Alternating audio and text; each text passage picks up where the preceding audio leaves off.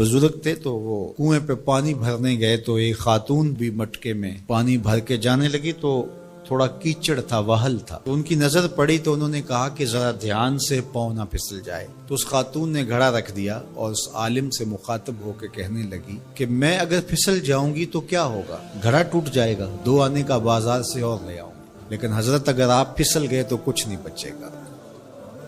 عالم کا پھسلنا، عالم کا پھسلنا، ایک جہان کا پھسلنا ہے. حضرت عمر رضی اللہ تعالیٰ عنہ نے فرمایا 3 چیزیں اسلام کی عمارت کو ڈھا دیتی. پہلی چیز ذلت العالم، عالم کا پھسل جانا. جب عالم پھسلتا ہے تو معاشرہ پھسلتا ہے. عبداللہ بن معتز نے کہا کہ عالم کے پھسلنے کی مثال کشتی کے اندر ٹوٹ پیدا ہو جانا، انکسار پیدا ہو جانا، سوراخ ہو جانا ہے. چونکہ کشتی کے اندر جب سوراخ ہوتا ہے تو پھر کشتی بھی ڈوبتی ہے اور کشتی کے اوپر جو بیٹھے ہوئے ہوتے ہیں وہ بھی ڈوب جاتے ہیں. تو عالم جب خراب ہوتا ہے تو وہ خود بھی برباد ہوتا ہے اور اس کے ساتھ جڑے ہوئے سینکڑوں ہیں، ہزاروں ہیں یا لاکھوں ہیں، وہ بھی برباد ہو جاتے ہیں. دوسری چیز وجدال المنافق بالکتاب، اور منافق شخص کا کتاب اللہ کو لے کے جھگڑے شروع کر دینا. منافقین جن کے اندر نفاق بھرا ہوا ہے وہ مفسر بن جائیں، وہ قرآن لے کے بیٹھ جائیں اور لوگ ان کے فالوور بن جائیں اور وہ لوگوں کو گمراہ کر رہے ہو. جب کسی قوم کے اندر منافق منبر و محراب کے مالک بن جاتے ہیں اور وہ قرآن سے لے کر مجادلے کر رہے ہوتے ہیں تو قومیں برباد ہو جاتی.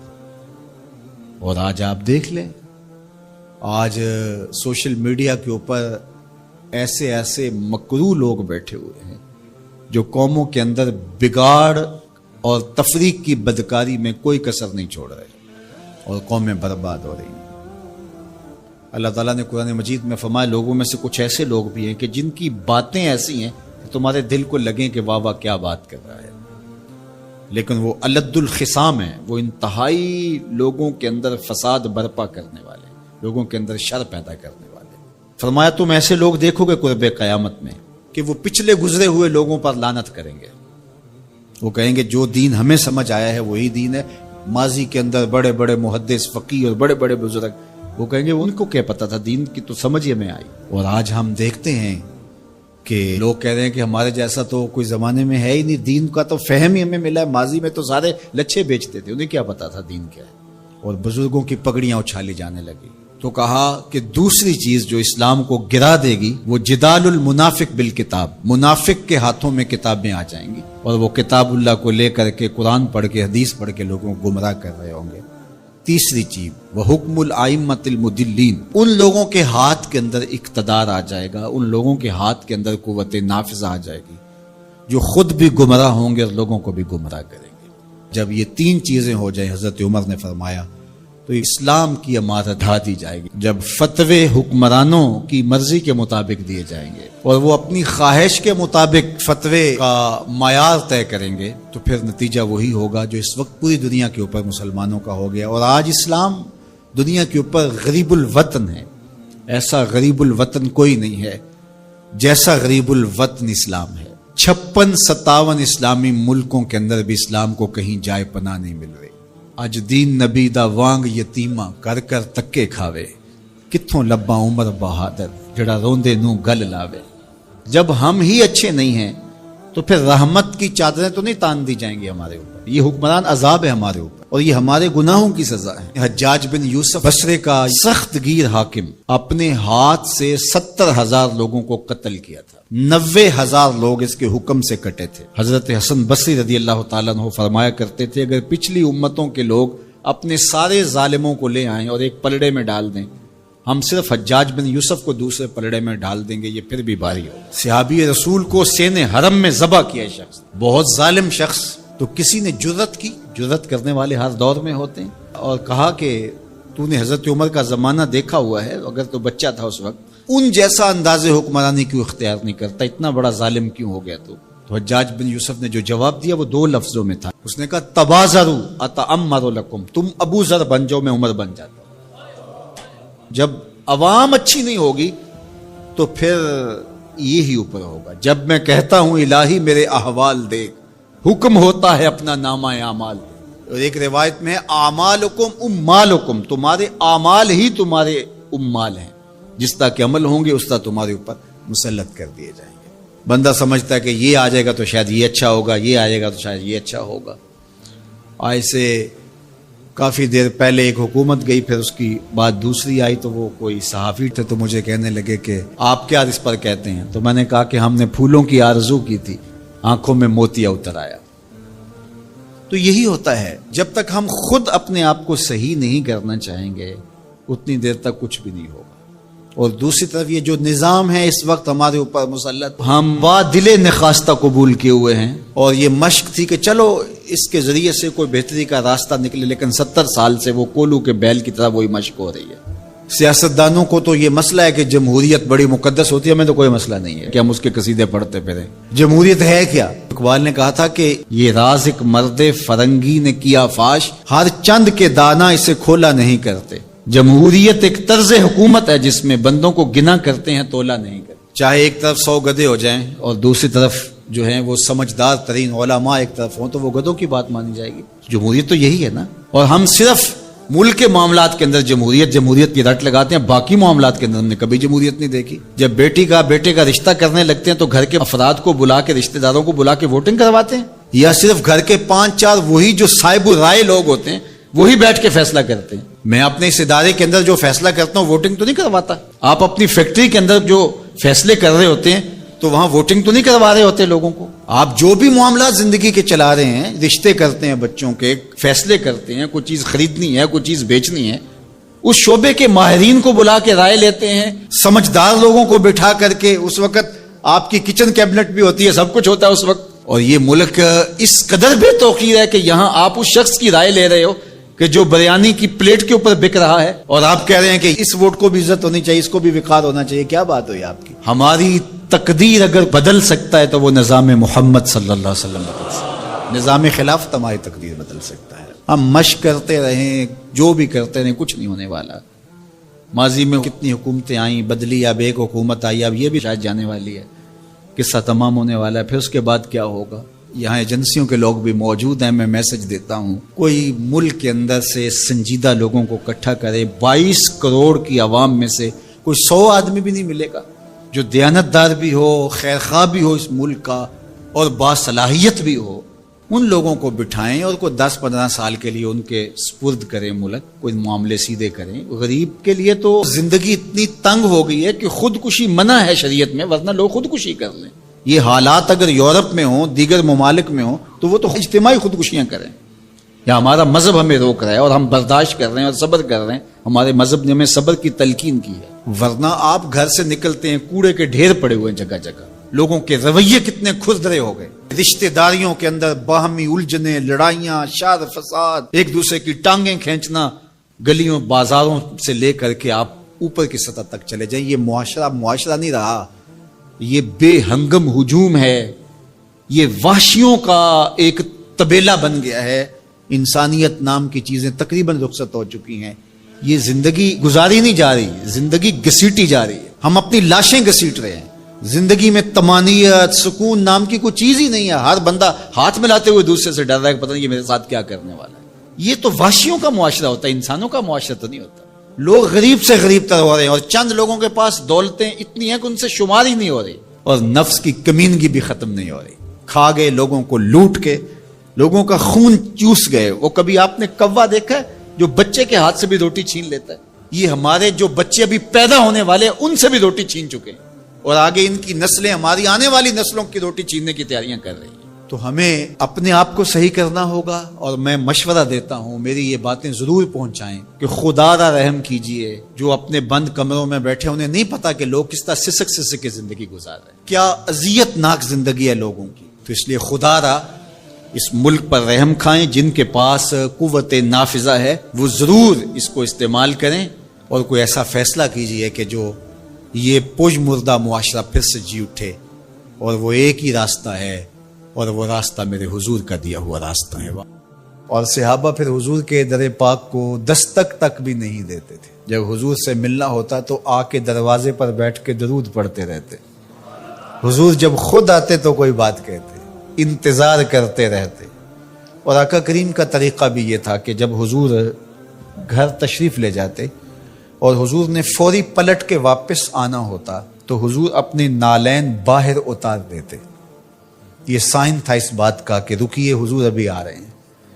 اور حضور نے اگر استراحت فرمانی ہے، ابھی نہیں آنا، تو حضور نالین سمیت چلے جاتے۔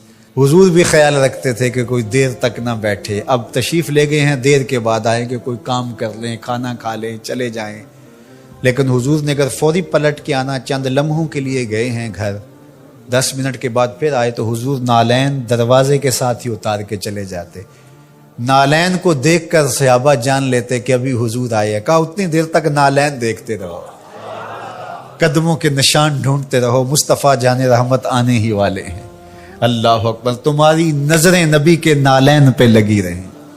امام بخاری نے ادب المفرد کے اندر صحابہ کے اس منظر کو بیان کیا ہے۔ کہتے ہیں کہ صحابہ حضور کے دروازے پہ پھر دستک نہیں دیا کرتے تھے، اور اگر کبھی ناگزیر حالت ہو جاتی، دستک دینا پڑ جاتا حضور کے دروازے پہ، تو پھر ان کا طریق کیا تھا؟ کہتے ہیں کانت تکرہ ابواب النبی بالاظافر، صحابہ اپنی انگلیوں کے ناخنوں کے ساتھ حضور کی دہلیز پہ دستک دیا کرتے تھے، ہولے ہولے حضور کی دہلیز پہ دستک دیا کرتے تھے۔ تو مولا علی قاری فرماتے ہیں کہ ناخنوں سے دستک کیوں دیتے تھے؟ اے دربن خفیفن و دکن لطیفن تعظیمن و تکریمن و تشریفن۔ یہ صرف اپنی بے تابی کا اظہار تھا کہ ہم کھڑے ہیں، یہ ادب ہے ان کا، یہ محبت ہے ان کی۔ اللہ اکبر۔ حضرت ابو ہریرہ نے ساری زندگی کمان کو بے وضو ہاتھ نہیں لگایا۔ کسی نے کہا ابو ہریرہ یہ کمان تو ہندوستان سے بن کے آئی ہے، کہا کہ اس کمان کو بھی بے وضو ہاتھ نہیں لگاؤں گا، اس لیے کہ اس کی شکل اس کمان سے ملتی ہے جو میرے حضور کے ہاتھ میں رہی، میں اس کو بھی بے وضو ہاتھ نہیں لگاؤں گا۔ یہ تھی ان کی محبت۔ ایک صحابی حضور علیہ السلام کا ایک فرمان بیان کرتے ہیں اور کہتے ہیں حضور نے ایسے انگلیاں اٹھائیں اور بتایا، اور ایک دم کہا یہ میں صرف تمہیں بتانے کے لیے کہہ رہا ہوں، ورنہ میری انگلیاں حضور کی انگلیوں سے چھوٹی ہیں۔ اللہ اکبر۔ کہا یہ جو میں نے کہا نا حضور نے یوں انگلیاں اٹھائیں، یہ میں تمہیں بتانے کے لیے، مسئلہ سمجھانے کے لیے، میری انگلیاں حضور کی انگلیوں جیسی نہیں ہیں۔ اللہ اکبر۔ حضرت عباس بن عبد المطلب سے کسی نے پوچھا کہ آپ بڑے ہیں یا حضور بڑے ہیں؟ عمر کے بارے سوال کیا، کہا سال زیادہ میں نے گزارے ہیں، بڑے حضور ہی ہیں، بڑے حضور ہی ہیں۔ یہ تھا ان کا ادب، یہ تھی ان کی محبت۔ آپ اگر مجھے پوچھیں کہ دین کیا ہے تو میں اقبال علیہ رحمہ کا لہجہ ادھار لوں گا۔ انہوں نے کہا دین سراپا سوختن اندر طلب، انتہائش عشق آغازش ادب۔ طلب محبوب میں تڑپنے کا نام دین ہے، ادب سے شروع ہوتا ہے، عشق پہ ختم ہو جاتا ہے۔ جو دین ادب سے شروع نہ ہوتا ہو اور عشق پہ ختم نہ ہوتا ہو، وہ دین ہی نہیں ہے۔ میں ان تھوڑے جملوں میں آپ کو بہت کچھ کہنا چاہ رہا ہوں۔ آپ پوچھتے رہتے ہیں، مسائل پوچھتے رہتے ہیں، میں 2 لفظوں میں آپ کو بتا رہا ہوں، جو بھی دین ادب سے شروع نہ ہوتا ہو، عشق پہ ختم نہ ہوتا ہو، وہ دین نہیں ہے، کوئی اور ہے۔ عشق ہی ابتدائے ذات، عشق ہی انتہائے ذات، عشق نہ ہو تو شرح دین بت کدا تصورات۔ کسان سب سے اچھے دانے سنبھال کے رکھتا ہے، جو بیج ہوتا ہے وہ سب سے بہتر ہوتا ہے، اس کو زمین میں دانہ ڈالتے ہوئے کوئی جھجک نہیں ہوتی کہ مٹی میں دانے رول رہا ہوں، اس لیے جھجک نہیں ہوتی کہ وہ اپنی آنکھوں سے کئی بار مشاہدہ کر چکا ہے کہ میں ایک دیتا ہوں، اللہ کئی عطا کرتا ہے، اس لیے وہ اچھے دانے زمین میں ڈالتا ہے۔ کوئی کسان ایسا تو نہیں کرتا کہ مریل بیج ڈال دے، وہ کہتا ہے ساری محنت ضائع چلی جائے گی۔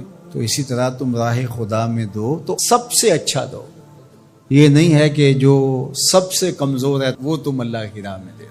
یہ ہم نے ایکسپورٹ کوالٹی نکال لی، باغ سے پھل توڑا، یہ ایکسپورٹ کوالٹی ہے، یہ دوستوں کے لیے تحائف تیار کر رہے، یہ گھر والوں کے لیے، یہ ہم منڈی میں بھیج رہے ہیں، اور باقی جو آخر میں رہ گیا کمزور سڑا ہوا اس کا ڈھیر لگا دیا، یہ غربا کے لیے۔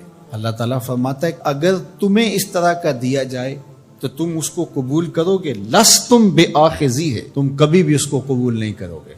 تو فرمایا اللہ بھی غنی ہے، اس کی راہ میں ردی کیوں دیتے ہو؟ اللہ کی راہ میں سب سے اچھا دو۔ یہ تو پکی بات ہے، جس نے اللہ کے گھر کی تعمیر کی، اللہ اس کے لیے جنت میں محل بناتا ہے۔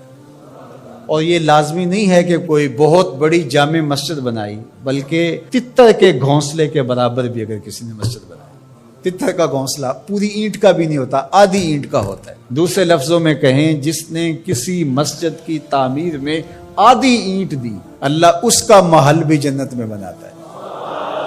کتنا قریب!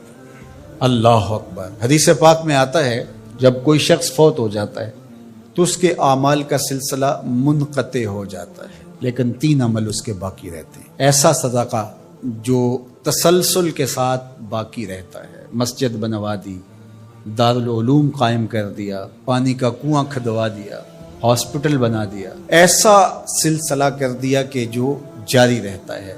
دوسرا، او علم ينتفع بہ، یا ایسا علم جس سے لوگوں کو نفع پہنچے۔ ادارہ قائم کیا، لوگوں نے وہاں حفظ قرآن کیا، دین کا علم سیکھا، لوگوں کو فائدہ پہنچا۔ جب تک علم آگے بڑھتا رہے گا، جس نے انتظام و انصرام کیا، اللہ اس کے نامہ اعمال کے اندر اجر داخل فرماتا رہے۔ بلکہ اس کی تشریح میں دیکھ رہا تھا کہ صرف علم دین ہی نہیں، ہر وہ علم جو نافع ہو، اگر کسی نے کسی کو کوئی ہنر سکھا دیا اور اس کے ذریعے وہ حلال رزق کمانے لگا، اپنے بچوں کی ضرورت کو پورا کرنے لگا، جس نے ہنر سکھایا تھا اللہ اس کو بھی اجر عطا کرے گا۔ یہ جو بخل کرتے ہیں نا کہ کوئی ہنر سیکھنے آ جائے تو اس کو وہ 3 4 ماہ تک کاج کرنے پہ لگائے رکھتے ہیں۔ یہ ورک شاپوں میں جو کچھ ہوتا ہے، وہ استاد اسے فن دیتا ہی نہیں، چھپا کے رکھتا ہے۔ 8 سال 7 سال کھجل کرتا ہے اس کو۔ حالانکہ جو بچہ سکول نہیں جا سکا اور ورک شاپ میں کام سیکھنے آیا ہے، درزی کے پاس کام سیکھنے آیا ہے، اور دیگر کوئی فن سیکھنے آیا ہے، تو اس کا مطلب ہے کہ گھر میں غربت اتنی ہے کہ یہ بچہ پڑھنے نہیں جا سکا، مجبوریوں نے اسے کام پہ کھینچ کے بھیج دیا ہے۔ یار 3 ماہ لگا دیے اس کو صرف کاج سکھانے پہ، اور اس کو پانا دے کر کے صرف پہیہ کھولنے پر 3 ماہ ضائع کر دیے۔ آپ اس کو 6 ماہ میں کاریگر بنا کے بھیج دیں، وہ روزی کمانے لگے گا، عرش کا رب آپ پہ بڑی رحمت نازل فرمائے۔ یہ کیا ہوا کہ آپ اس کو 6 سال تک اپنے پاس بٹھائے رکھتے ہیں اور 6 سال تک اس کو کام نہیں سکھاتے؟ یہ غریب گھر کا بچہ سیکھنے آیا ہے، ماں روزانہ روٹی دے کے بھیجتی ہے کہ میرا لال جلدی کام سیکھ جائے، بہنیں اس کی جوان ہو رہی ہیں، میں ان کے ہاتھ پیلے کرنے ہیں، اور اس نے کاجوں پہ لگایا ہوا ہے۔ یہ ابھی تک اس کو کچھ سکھا ہی نہیں رہا، 6 سال اس کے ضائع کر رہا ہے۔ ذرا غور کیجئے، وہ کمائے گا، اس کی بہنوں کے ہاتھ پیلے ہوں گے، اپنے گھروں میں جائیں گی، آباد ہوں گی، اللہ اس کے رزق میں اس کے صدقے سے برکت ڈال دے گا۔ یہ کہتا ہے ٹھیک ہے، اس سے بھرپور فائدہ حاصل کر لو، اللہ پر بھی یقین رکھو، وہ تمہیں فائدہ دینے والا ہے۔ تیسری بات ارشاد فرمائی، او ولد صالح یدعو لہ، نیک اولاد جو ماں باپ کے لیے دعا کرے۔ صالح اولاد وہی ہوتی ہے جو ماں باپ کے لیے دعا کرے۔ 5 گانا نماز کی عادت رکھنے والی اولاد ماں باپ کے لیے اسپیشل الگ دعا نہ بھی کرے تو دن میں کتنی مرتبہ کہے گی، ربنا اغفر لی ولوالدی، اللہ مجھے بخش دے، میرے ماں باپ کی مغفرت فرما۔ اچھی اولاد ماں باپ کے لیے نعمت ہے، اس کی آنکھوں کی بھی ٹھنڈک ہے، دل کا بھی قرار ہے، آخرت کی بھی بہار ہے۔ اللہ جل شانہ ہمیں اپنی راہ میں صدقہ کرنے کی توفیق ارزانی فرمائے، خیر کی راہوں کا مسافر بنائے، اچھے لوگوں کی سنگت عطا کرے۔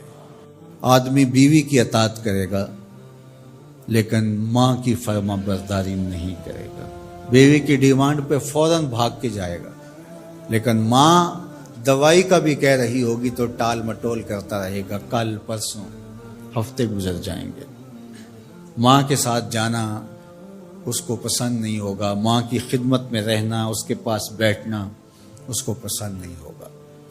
ماں دھکے سے بیٹوں کو بیٹیوں کو اپنے پاس بٹھائے گی لیکن بیٹھنا پسند نہیں ہوگا۔ وَأَدْنَىٰ صَدِيقَهُ وَأَقْصَىٰ أَبَاهُ، دوستوں کے ساتھ بیٹھ کے گپ شپ لگانا مرغوب ہوگا، باپ کے ساتھ بیٹھنا پسند نہیں ہوگا۔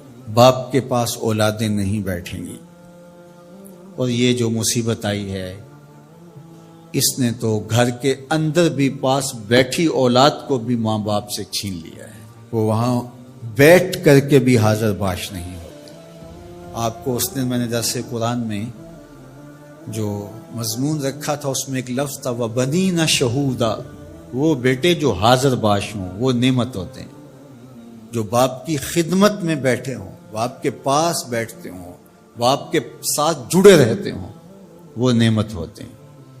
اور جو باپ سے جان چھڑاتے رہتے ہوں، جی چراتے رہتے ہوں، پھنس گئے تو 2 منٹ بیٹھ گئے ورنہ نہیں. بالخصوص بوڑھے بزرگوں کے پاس تو اس دور کے اندر کوئی بیٹھنے کے لیے تیار نہیں ہوتا. وہ ترستے ہیں کہ ہماری اولاد ہمارے پاس بیٹھے، لیکن اولاد کی دلچسپیاں ہی کوئی اور ہیں.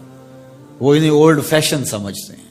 پرانے زمانے کے لوگ دقیانوس، ان سے ہم بات بھی کیا کریں، یہ ہمارے زمانے کی باتیں نہیں سمجھتے. جب تم ان کے زمانے کی باتیں نہیں سمجھتے تھے، انہوں نے ایک لفظ پانی اور روٹی سکھانے کے لیے کتنی محنت کی تھی تمہارے اوپر. تم تو کچھ بھی نہیں سمجھتے تھے. تم تو حرف و صوت سے آشنا نہیں تھے. تم تو لفظوں سے آشنا نہیں تھے. انہوں نے کتنا وقت دیا اور ایک ایک حرف، ایک ایک لفظ، ایک ایک ہجا تمہیں بتایا. اور آج تم کہتے ہو یہ دقیانوس ہے. تو کہا یہ قرب قیامت کی علامت ہے کہ دوستوں کے پاس بیٹھنا مرغوب لگے گا، محبوب لگے گا. ماں باپ کی صحبت میں بیٹھنا اولاد کی تباہ میں نہیں ہوگا. وَسَادَ الْقَبِيلَةِ فَاسِقُهُمْ. اور قبیلے کا جو سردار ہے وہ فاسق و فاجر ہوگا. سرداری، قبیلے کا بڑا بننا، خاندان کا بڑا ہونا، یہ صلاحیت کی وجہ سے نہیں، تقوی کی بنیاد پر نہیں. یہ چالاکی، مکاری، فسق و